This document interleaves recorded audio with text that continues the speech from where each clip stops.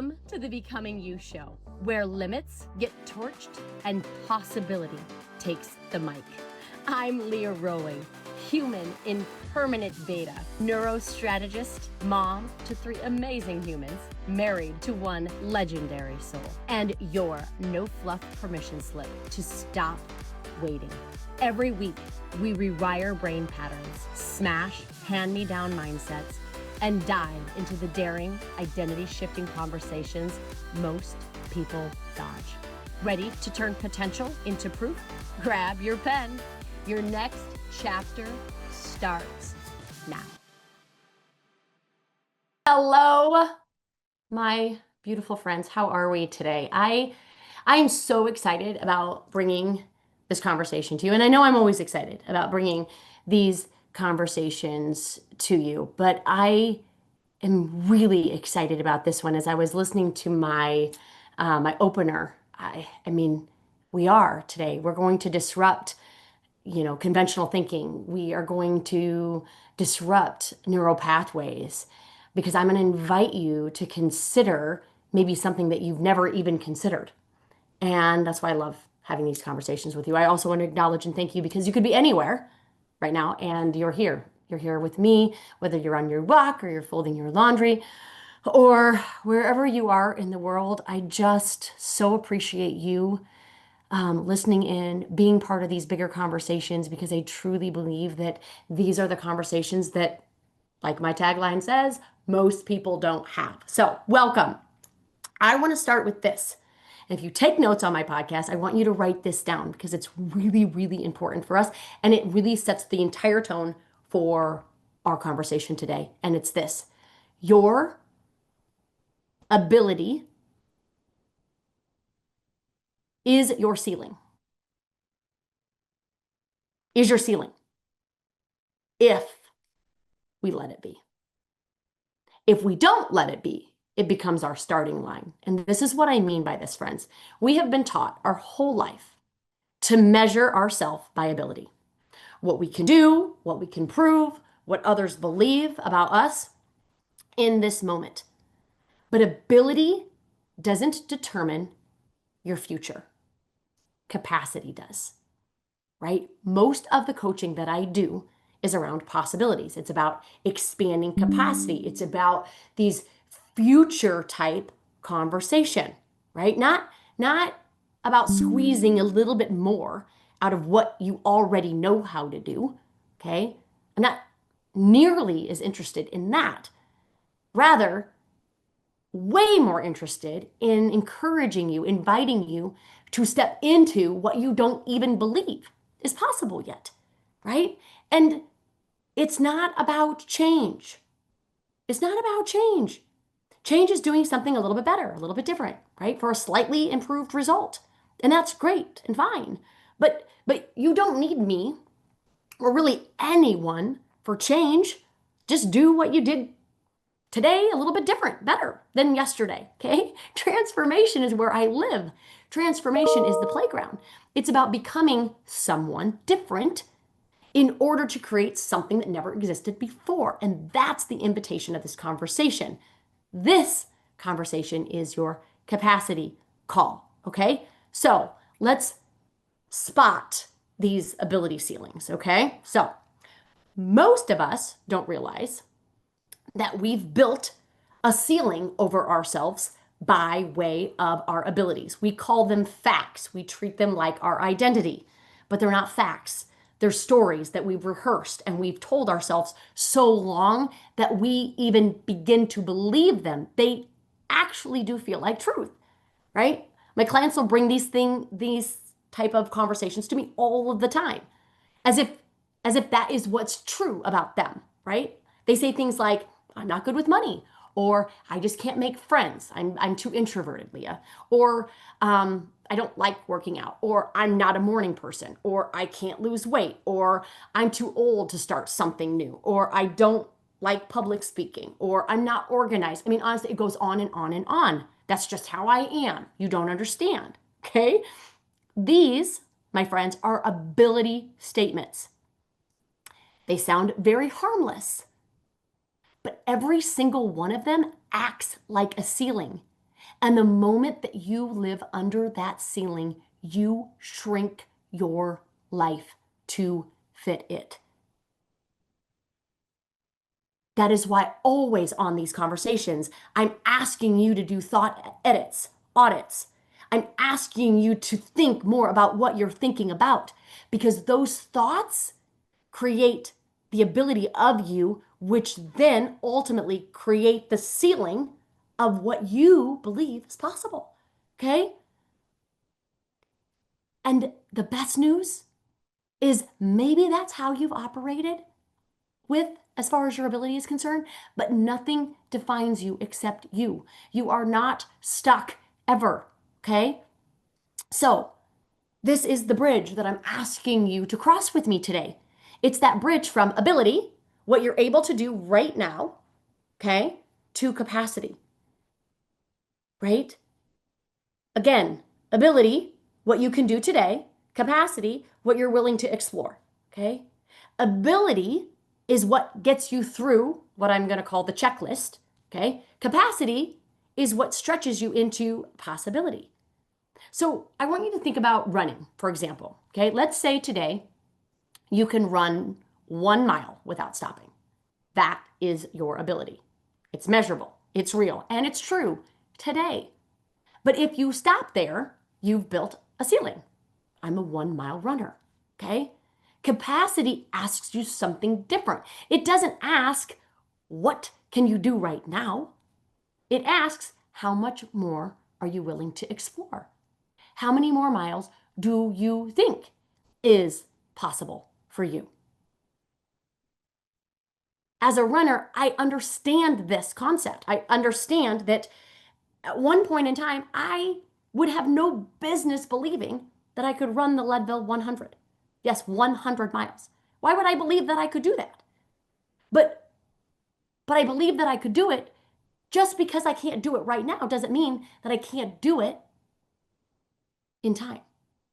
And so I'd run marathons and then mini marathons and then a 50K and then a 75K, all to build me up to ultimately run the Leadville 100. That is capacity. So maybe you decide to sign up for a 5K, right? And maybe right now, in this moment in time, today, you don't even have the ability to run 3 miles yet. But the moment you commit, you're building capacity. The moment I committed to doing that 100-mile race in Leadville, Colorado, I built capacity, okay? Because in that moment, in that decision, remember that's where our superpower lies, in making a decision, in committing to the opportunity drops that we present in our life for ourselves, right? We're stretching into a possibility of becoming someone who can, okay? Because you give your consciousness something to choose from, okay? That same pattern shows up everywhere, not just in running, okay? So maybe ability is about balancing your checkbook, okay? Capacity is learning how to invest so your money works for you. Maybe ability is about giving a presentation to your team. Maybe capacity is saying yes to speak on a stage in front of 500, 1,000 people, okay? Ability is managing your own calendar. Capacity is leading a team of people with different needs and personalities and goals. Again, ability is what you can do right now. And I'm far less interested in what you can do right now. And if you're a leader in this world that leads other people, and I believe you probably all are, right? Whether it's yourself or your team or your family, we spend so much time talking about ability. Capacity is about who you're willing to become in order to do what has never been done. That requires leadership, okay? And if this is true, I want to bring forward why it is that too many of us live within the limits of our ability. Why do you think so? Why do you think that's true? Here's what I believe. I believe that we do that because the world rewards ability. It claps for what you can already prove. It hands out grades. in promotions, in titles, in recognitions for what you've done. But capacity? Capacity makes people nervous because capacity is about what hasn't been proven yet. It's about possibilities that stretch beyond the checklist. And when you step into capacity, people will often, AKA a lot of times, project their fear onto you. To them, it seems reckless, irresponsible, even, and I quote, ridiculous. Okay, I've watched this. I've watched this play out with so many of my clients, but just recently, I've watched this play out with my own son, Logan. When he decided to move to Scottsdale and build his business, some of his coaches, some of his friends, and yes, even some of his family members discouraged him. They told him it wasn't realistic, that he was too young, that it wouldn't work. What would his backup plan be? And let me tell you this, Logan already had enough doubt of his own. He didn't need theirs piled on top of it. But that's what happens. The world will hand you their fear. And if you're not careful, you'll mistake, listen here, you'll mistake their fear for your truth. Don't believe it. Don't believe it. Here's what I love. When someone asked Logan, and I swear this happened, what's your backup plan? Meaning, what are you going to do? Not, they said, not if this fails, but when it fails. Right? What will you do when this fails? His answer literally stopped me kind of in my tracks. Guess what he said? I am my backup plan. I am my backup plan. That's capacity, right? Because the truth is, his business might fail, right? Most businesses do actually, but Logan will have not failed, right? He will have become more confident, more courageous, more capable. That's the real win. That's the real win. He isn't allowing other people to ceiling him. He's refusing to live under their limitations, under their fears. And that's what stepping into capacity looks like. It's not about guaranteeing the outcome. It's about guaranteeing the growth. When I decided that I wanted to run the Leadville 100, okay, it wasn't actually about me finishing 100 miles. It was about me becoming a more effective, a more efficient, a more endurance-driven runner, okay? So this is how it plays out in real life, okay? When I go into organizations, we operationalize this idea, this concept, ability versus capacity, through what I call win sheets. Win sheets, okay? A win sheet is a blueprint for how you win in your role, right? It's based on ability. It's the daily, weekly, monthly responsibilities. It's the standard that you must meet to perform your role well. And those are amazing and they're great. But we don't stop there, because if all we ever do is check the win box, you'll never grow. You'll just rinse and repeat the same life over and over and over again. So we create another sheet. This one isn't about ability, it's about capacity. I call it a growth sheet.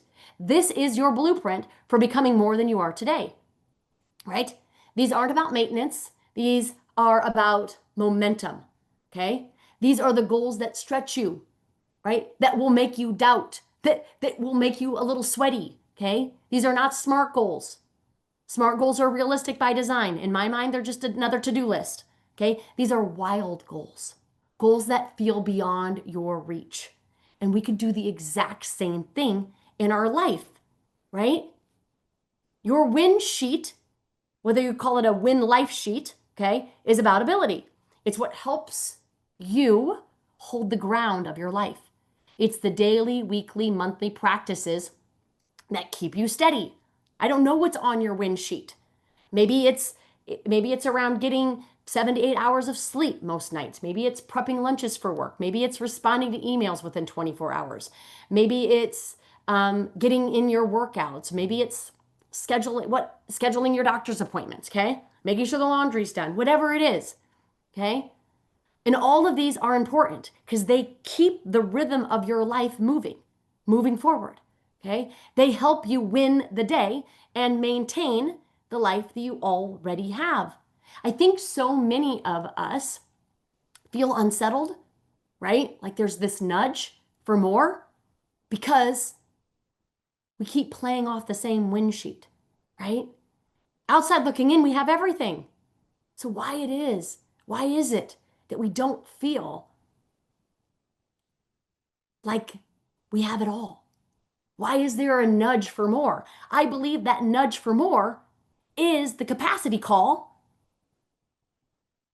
for your heart, for your soul, because you know deep down you're capable of more and you're settling for your ability. That is why your ability becomes your ceiling. So, what does your growth sheet look like? What is your life growth sheet look like? If I were to ask you how much stretch you have every day, how much discomfort are you comfortable with? Because when we're growing, when we're stretching in capacity, it is not easy. It is not easy. It is not comfortable. There is tremendous discomfort. There is tremendous doubt, right? When my kiddo reached out to me and was like, oh my gosh, I don't know if I can do this entrepreneur thing. I told him, don't doubt your dream. Just doubt your doubt. And I'm glad you have doubt. When you don't have doubt, call me. As long as we have doubt, as long as there is uncertainty in this world about where we're going and what we're looking to do, we are on path. Okay? So, what is on your growth life sheet? I would love to know. I would love to know. Maybe it's signing up for a half marathon, even when you've never run more than a mile. Maybe it's pitching yourself to be on a podcast or to speak at a conference. Maybe it's taking your kids, on a vacation somewhere, just you and them. Maybe it's starting a YouTube channel. Maybe it's writing a book, right? Maybe it's hosting a dinner party. Maybe it's introducing yourself to your neighbor, right? You'll notice the difference. You will.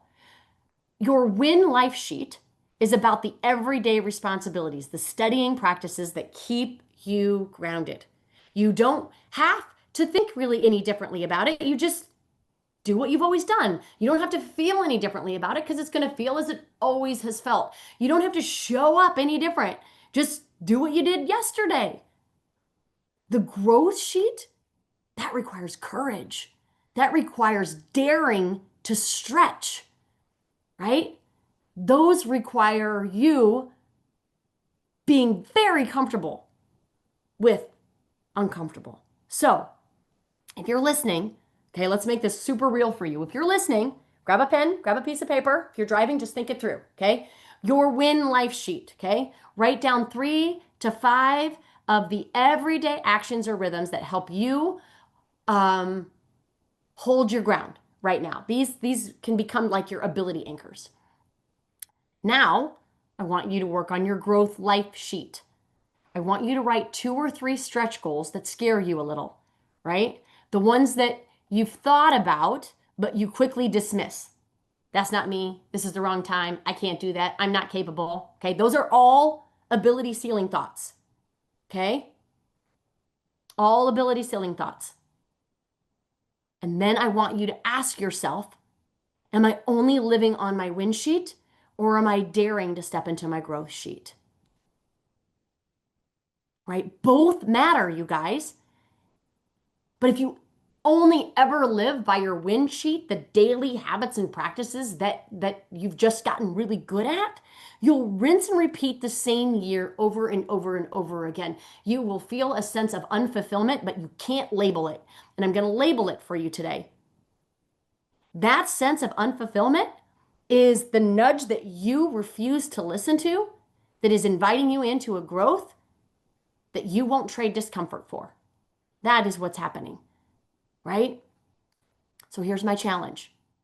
After this episode, right, I want you to write down your win life sheet and your growth life sheet. And if you're brave enough, I want you to share one of your growth goals with me. Okay? Post it, tag me on Instagram.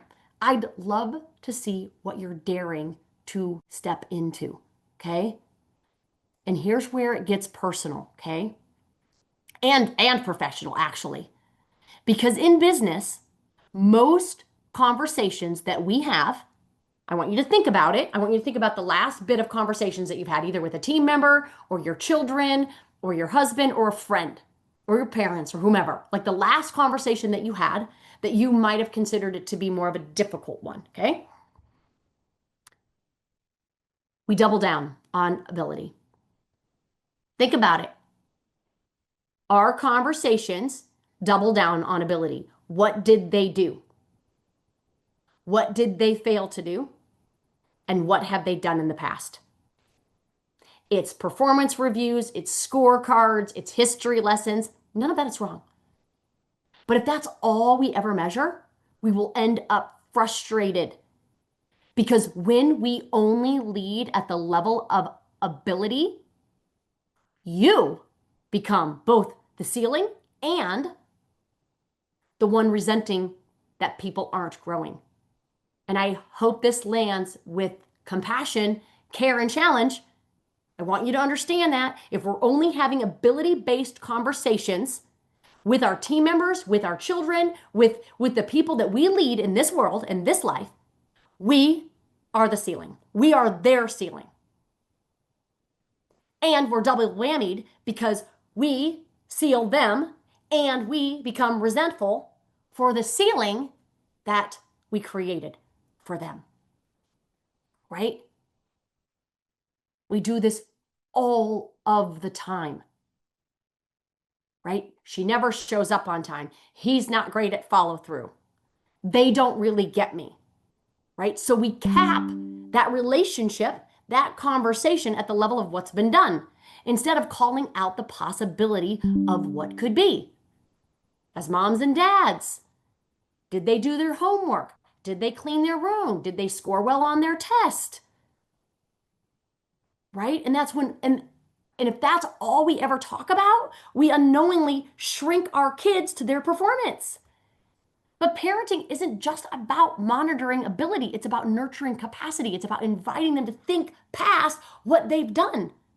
Okay? It's about seeing the leader, the artist, the innovator, right? The dreamer in them, even when they can't see it in themselves. When we think about our partnerships or with our significant others, right? We get stuck replaying our past abilities or, quite frankly, our inabilities, right? You're not good with money. You don't remember the details. You're not romantic. You lack initiative, right? When we talk only at the level of ability, we cement each other into roles we secretly resent.